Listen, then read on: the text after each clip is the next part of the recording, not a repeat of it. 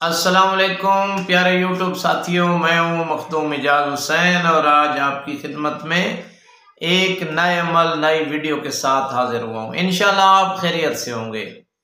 تو کافی دوستوں کے کہنے پہ، استفسار پہ کافی لوگوں نے ہمیں کالیں کی ہیں، میسج بھی کیے ہیں کہ مخدوم صاحب کوئی ایسا عمل بتائیں کہ ہمیں حاسدین نے تنگ کر رکھا ہے۔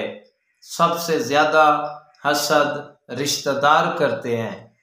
جب ایک آدمی کے پاس کار، کوٹھی، بنگلہ، جائیداد آ جاتی ہے، مال آ جاتا ہے، اور وہ رشتہ دار جو اس نعمت سے محروم ہوتے ہیں وہ حسد شروع کر دیتے ہیں، گلہ شکوہ شروع کر دیتے ہیں، اس آدمی کے وہ مخالف ہو جاتے ہیں۔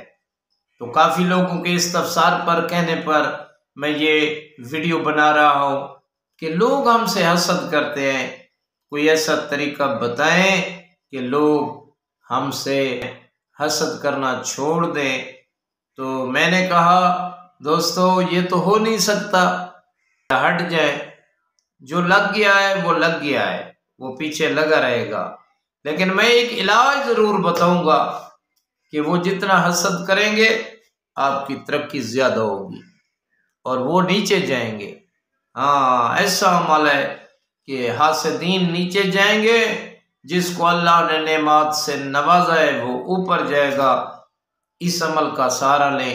تو عمل بتانے سے پہلے ایک ریکویسٹ ہے کہ ویڈیو پوری سننی ہے، اس کو سکپ نہیں کرنا۔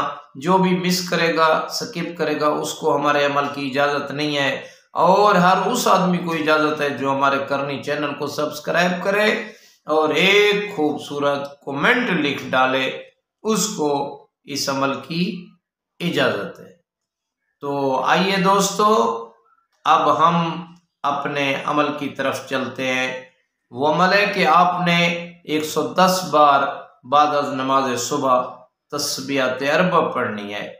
بسم اللہ الرحمن الرحیم، سبحان اللہ والحمد للہ ولا الہ الا اللہ واللہ اکبر 110 مرتبہ، اور آپ نے 21 مرتبہ پڑھنا ہے سورہ فلق۔